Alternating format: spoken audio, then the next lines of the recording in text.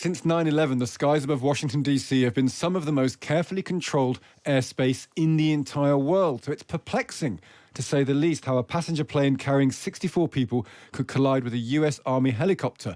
Both aircraft ended up in the Potomac River. American channel CBS is reporting that 18 bodies have been recovered from the water, but that's not been officially confirmed yet. American Airline CEO Robert Isom has released a video statement. First and most importantly, I'd like to express our deep sorrow about these events. This is a difficult day for all of us at American Airlines, and our efforts now are focused entirely on the needs of our passengers, crew members, partners, first responders, along with their families and loved ones. We're cooperating fully with the National Transportation Safety Board in its investigation and will continue to provide all the information we can. Our cooperation is without pause, and we want to learn everything we can about today's events. Members of our GO team will be on their way to Washington, D.C., and I'll be heading there shortly as well. We understand and appreciate that people are eager for information. Please know that we'll continue to share accurate and timely information as soon as we can, but anything we must report must be accurate. We owe that to everyone involved. It's the first fatal crash involving an American commercial airline for 16 years. The meteorologist Matthew Capucci, who often appears on this programme to tell us about extreme weather in the US, well, his apartment happens to overlook the runway at Reagan International Airport. So we spoke to him straight away this morning as he was surveying the scene below him. I live in Arlington, Virginia, which is only about a kilometer, if that, from the runway. I have a 20th floor apartment. My rooftop is 23rd or 24th floor, and I overlook the runway with a panoramic view. I'm the tallest building in the area. And what I'm seeing right now is just more emergency lights than you can possibly imagine, dotting the entire length of the runway on both sides of the Potomac River.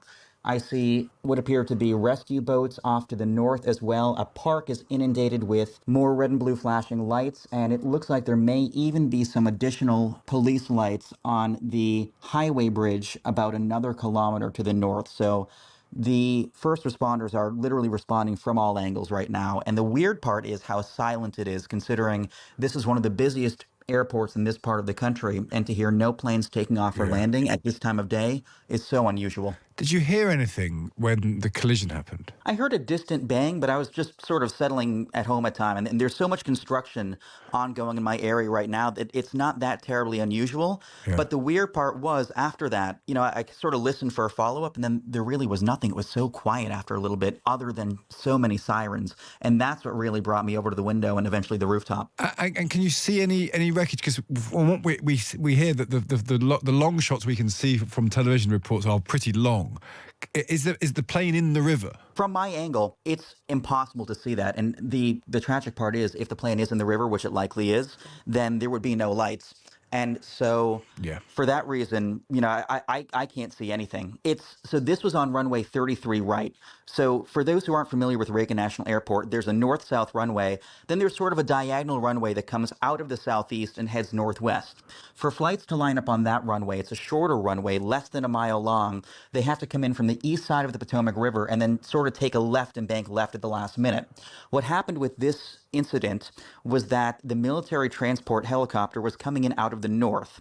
And so as the plane banked left on final approach to cross the river and come in to land, it's very likely that this military transport helicopter was completely in the passenger aircraft's blind spot. I mean, when the pilots are banking like that, there's no way to see a helicopter like that. And there's also no reason why those two aircraft should be in the same vicinity. One other thing to point out is the military transport helicopter, from what we're understanding at this point, was sort of transmitting a broad location, but not necessarily its specific location, which would have, based on what we know right now, made it impossible for pilots of the commercial aircraft to know that it was where it was. That's Matthew Capucci there, who lives just above, in a tower above Reagan International Airport. It's 1:10 in Washington, so it's the middle of the night, and you can just start to see what looks like small boats going out into the river. But we can't see any sign of the plane or the helicopter at all yet, certainly from the shots that we can see. So that's something we're going to be monitoring as we go along. Let's speak now to a retired US Navy captain, Armin Kurdian. He's a search and rescue expert. Armin, good morning to you. Good morning. Thank you for taking the time to talk to us. It's still a very obviously uncertain situation. Washington has a very busy airspace, but it's a very, very controlled airspace. It feels shocking that this could happen. Certainly, thank you for having me on. It is incredulous, and you might say, how in the world could this happen? This, as you say, it is a Class B airspace. You have Reagan National, you have Dulles to the northwest. You want to throw in Baltimore, Washington, which is just to the east, a few dozen miles. The Coast Guard bases, Andrews Air Force Base, a ton of traffic going in there, a myriad of airspace with some of the best air controllers in the world controlling that airspace. So if you want to take a look and start hypothesizing what could have actually happened, just based on the knowledge of how you're looking at it, if you look at the video, obviously perspective of a two-dimensional video at night is very hard to assess. But it looks like, first of all, that the American Airlines jet caught up to the space to where the helicopter actually was. And as your previous guest mentioned, it's very unlikely that the jet saw the helicopter, considering its configuration and its perspective. It's possible that the helicopter crew could have seen the aircraft, but again, you can't really know that for sure based on simply looking at that video. And my guess is if they ever could have seen it, I doubt they would have been able to see it for more than a few seconds. So it's very possible that neither one of them even knew the other aircraft was in the vicinity, or that they were about to hit each other. And the first inclination that something was wrong was when they were actually hitting the water. And what I think many people don't understand, that there's no reason why you would know this, but why would a military helicopter be above a runway in civilian airspace? That feels like something that shouldn't happen. So it wasn't over the runway, but what it was crossing essentially the extended runway threshold. So if you take the runway and just sort of extend it out into space into infinity, the helicopter was crossing that piece of airspace, which is not necessarily something that's uncommon. Okay. My guess is, and this is pure conjecture, but the American Airlines jet would be broadcasting exactly its position where it was in space in 3 dimensions using GPS and a system called ADS-B. I don't know that the helicopter had that. However, it could also be broadcasting its altitude at the very least, along with an IFF, identify friend and foe signal, to the air traffic controller. Now, what gets me is that the air traffic controller, at the very least, would have an alert on their display, some kind of flash or sound or warning that the two aircraft were converging in the same airspace and were potentially about to hit. Uh, I haven't necessarily heard perhaps the last few seconds of that transmission. Although we do know that there was a couple of transmissions which didn't sound urgent. There didn't seem to be any panic in anyone's voice until after the accident actually occurred. Yeah, and so that's going to be a key question, isn't it? Your experience in search and rescue, we've got some reports from some networks that 18 bodies have been recovered. It's a terrible thing to have to think about, but the idea of a helicopter hitting a plane, it looked like the plane may have broken up. They both end up in a very cold river at 1 o'clock in the morning. How hard is that to find survivors, to get people out?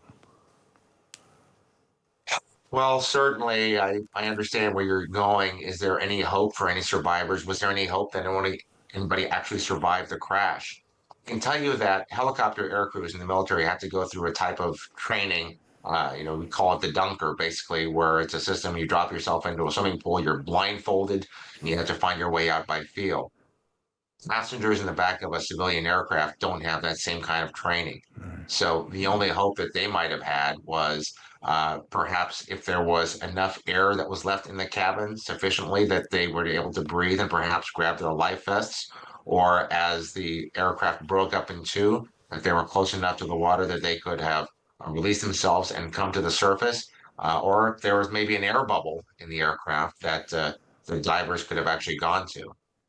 But being in water that's sub 40 degrees, you really only have a few minutes of consciousness and then maybe about 10 or 15 minutes of being unconscious before you could possibly succumb to the exposure. It is tremendously bad. I mean, I fell into water that was sub 50 for a few minutes, and I was shivering for the next several hours. So I can tell you, it is not a fun and pleasant experience. But those divers, I'm sure, were on the scene as fast as they possibly could, probably not even considering the safety of the crash site, understanding that time was not on their side and getting out there as fast as they can to try to find whomever they possibly could. But certainly, the odds were against them from the start. Yeah, that feels like you're setting that picture quite clearly. Armin, good to speak to you. Thank you for taking the time to talk to us. Certainly, have a good evening. That's Armin Kurdian there. He's a search and rescue expert, retired US Navy captain. He doesn't sound very optimistic, but you can just see it's a huge river, isn't it? The Potomac. It's and we can't see the wreckage at all. No. We can just see looks like a single boat there. People have said there's an emergency boat out there, but there's loads of lights on the shoreline. There's big lamps set up to look at things, lots of sirens wailing and flashing lights, but we're not hearing anything as of yet of progress in terms of what's happened to the people. No, and there have been some reports, have there not, that so far, so the airport is going to be closed until 4 o'clock UK time, 4 o'clock in the afternoon, but 300 responders are involved in it. And we have also heard at least one report saying that 18 bodies have been recovered, but that's not been confirmed yet. But I've seen that in a few places, and you would expect there was 60 on board the plane, plus 4 crew, yeah, and also there was the helicopter as well. 3 in the helicopter. It's unbelievable, really, because that's the first thing I saw when I woke up this morning, because obviously we're up at that time, and it's one of those things you don't quite believe, and you have to watch it 4 or 5 times. And also just the fact that there's footage of this kind of stuff, because 20 years ago or whatever, that wouldn't have existed. The mayor was asked about survival people or confirmed numbers of fatalities, and she refused to answer about 10 minutes ago. So they're not confirming anything at all. CBS is saying 18 people have died, but we don't know that for a fact yet. We'll keep obviously up to date with this as the story develops.